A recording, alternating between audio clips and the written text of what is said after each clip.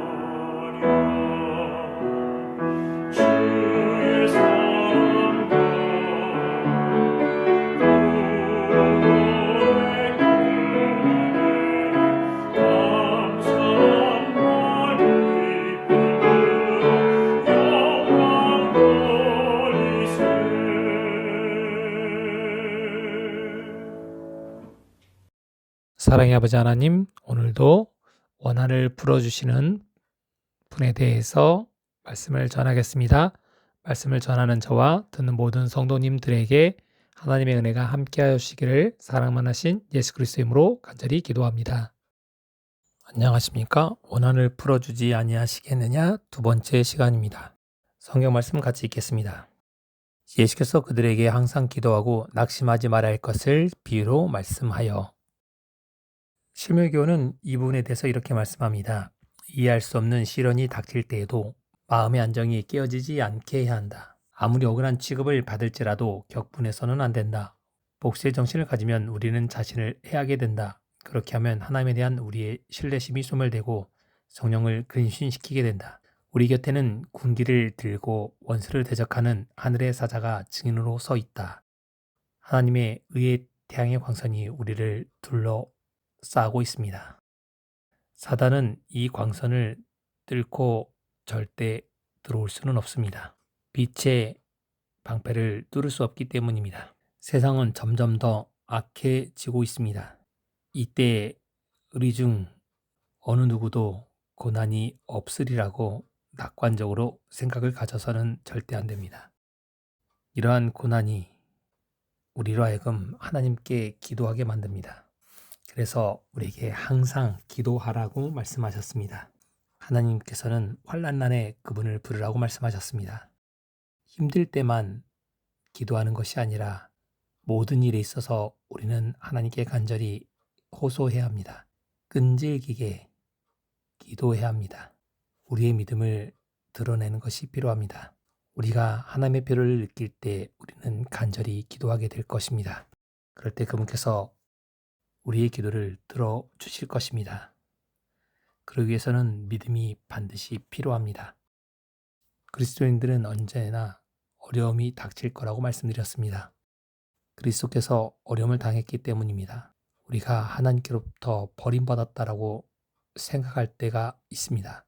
신앙 때문에 박해와 모욕을 당할 때입니다. 그럴 때 먼저 박해와 모욕을 당하신 예수님을 생각하면서 그 모든 것들을 이겨내기 바랍니다. 믿음을 결코 잊지 않게 되길 바랍니다. 히브리서 11장 33절과 34절은 이렇게 우리에게 힘을 줍니다. 기도는 나라들을 이기기도 하며 의를 행하기도 하며 약속을 받기도 하며 사자의 입을 막기도 하며 불의 세력을 멸하기도 한다라고 말씀합니다. 기도는 전능자를 움직입니다. 실무교훈은 이렇게 우리에게 힘을 줍니다. 우리가 우리의 생애를 주를 섬긴 일에 바친다면 하나님께서 섭리하지 아니한 처치에 빠지는 일이 결코 없을 것이다. 우리가 어떠한 처지에 놓일지라도 우리의 길을 지도하는 분이 계시며 우리가 어떠한 범인 가운데 빠질지라도 우리에게는 확실한 조언자가 계시다. 어떠한 슬픔과 사별과 외로움이 우리 앞을 가로막을지라도 우리에게는 동정이 많으신 친구가 계시다라고 우리에게 힘을 줍니다. 그래서 그분께서는 이렇게 말씀하셨습니다. 내가 곧 길이요 진리요 생명이라 라고 요한복음 14장 6절에 말씀하십니다. 그리고 시편 72편 12절에 이렇게 또 말씀하십니다. 궁핍한 자의 부르짖을 때에 건지며 도움이 없는 가난한 자도 건진다고 말씀하십니다. 결코 우리를 저버리지 않으실 것입니다. 분명하고 똑똑한 음성으로 들으실 것입니다. 그분께서는 또 이렇게 약속해 주셨습니다. 이사야 26장 3절입니다. 주께서 심지가 견고한 자를 평강의 평강으로 지키시리니 이는 그가 주를 의뢰함이니라.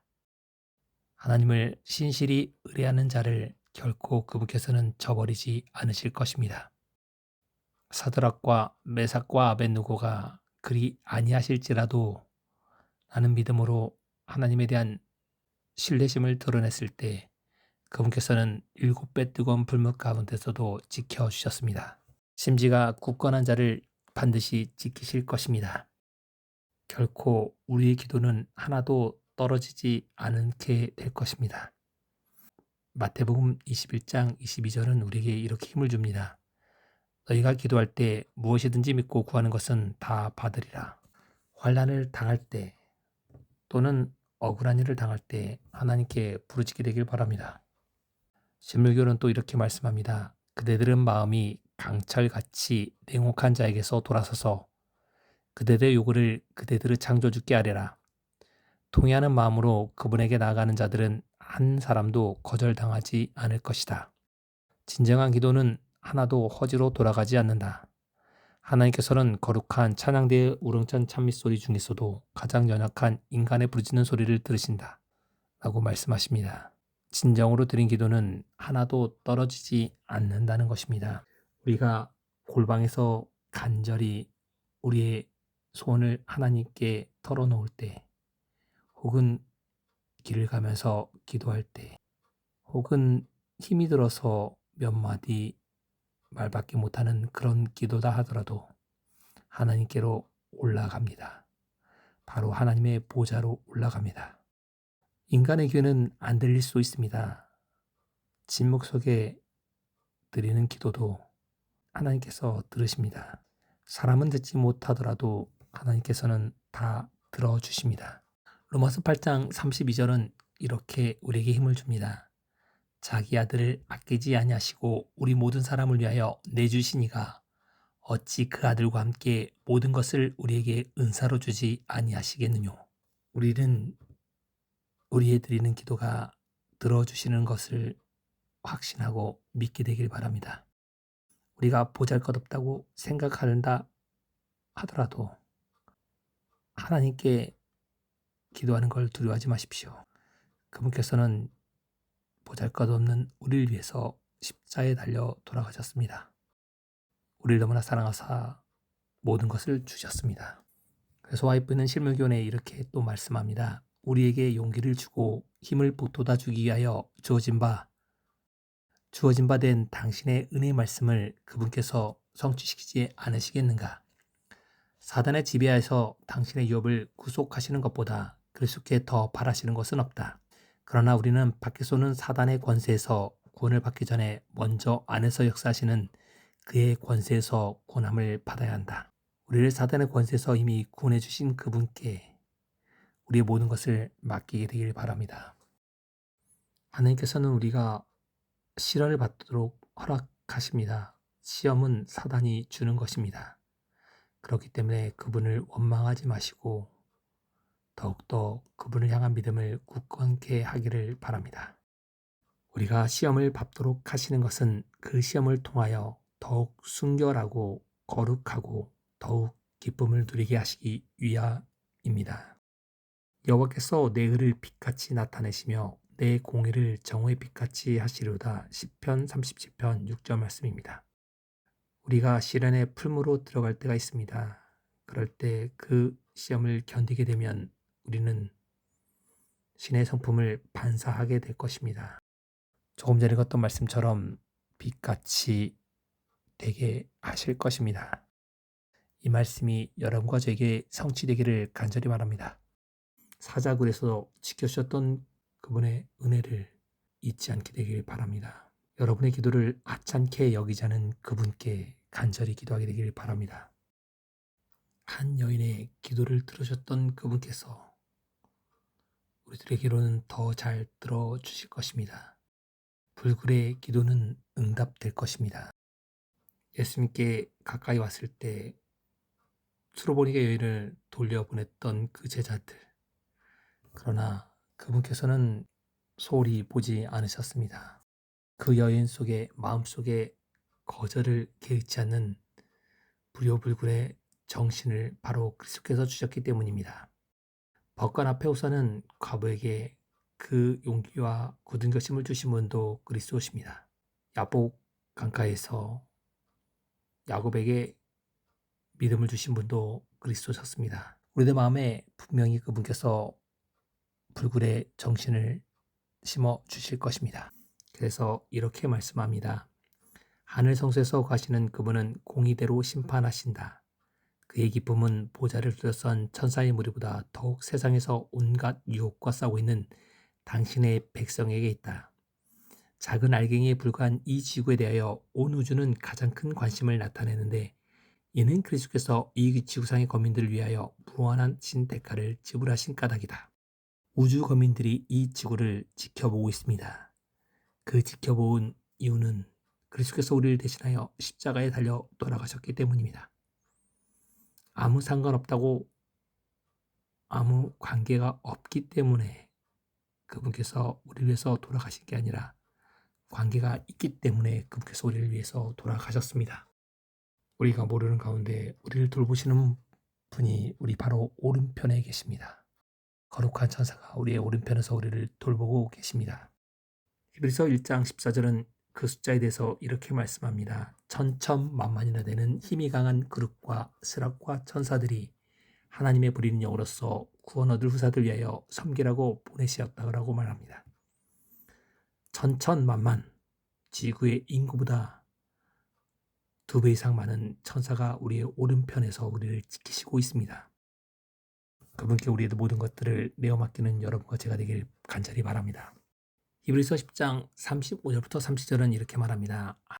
하나님께서 그 밤낮 부르는 택하신 자들의 원한을 풀어주지 아니하시겠느냐? 저에게 오래 참으시겠느냐? 내가 너에게 이르노니 속히 그 원한을 풀어주시리라. 그러므로 너희 담대함을 버리지 말라. 이것이 큰 상을 얻느니라. 너에게 인내가 필요함은 너희가 하나님의 뜻을 행한 후에 약속을 받기 위함이라. 잠시 잠깐 오면 오실 리가 오시리니 지체하지 아니하시리라. 그분께서 우리의 원한을 풀어주시겠고 곧 다시 오실 것입니다. 보라, 농부가 땅에서 나는 귀한 열매를 바라고 길이 참아 이른 비와 늦은 비를 기다리나니 너희도 길이 참고 마음을 굳게 하라. 주의 강림이 가까우니라. 라고 야고보서 5장 7절과 8절을 말씀합니다. 주님의 재림이 가까웠습니다. 우와 공평이 그 보좌의 기초라고 말씀하신 그분께서 곧 오실 것입니다. 그분께서는 노하기를 더디하고 권능이 크시며 죄를 결코 사하지 아니하시느니라. 여호와에게는 회립바람과 광풍이 있고 구름은 그 발에 띠끌이로다. 하나님이 어찌하랴 즉이 높은 자에게 지식이 있으라는 그분께서 우리를 도우실 것입니다. 그런데 사람들은 대담하게 하나님의 율법을 범하고 있습니다. 하나님께서 더 참지 않으실 것입니다. 하나님의 권위를 무시한 그들을 심판하러 오실 것입니다. 실물교는 이렇게 말합니다. 그러나 거기에는 선을 넘을 수 없는 한계선이 있다. 사람들이 그 정해진 한계선에 이를 날이 심히 가깝다. 지금도 저희는 하나님의 오래 참으심과 한계선과 그분의 은혜와 자비 한계선을 거의 넘어서려 하고 있다. 주께서 당신의 명예를 옹호하시고 당신의 백성을 구원하시기 위하여 개입하실 것이며 불의의 증강을 막기 위하여 간섭하실 것이다 라고 말합니다. 노아 시대의 율법을 무시함으로 그들은 소멸될 뻔했습니다. 그러나 하나님께서는 그들을 위하여 방주를 준비하셨습니다. 그들이 하나님의 말씀을 믿었다면 수많은 방주를 만들었을 것이고 그 방주에 타서 모두 다 생명을 유지되었을 것입니다. 그러나 노아와 그의 8 식구 외에는 아무도 그 방주에 타지 않았습니다. 죄악이 노아 때와 마찬가지로 관영하고 있습니다.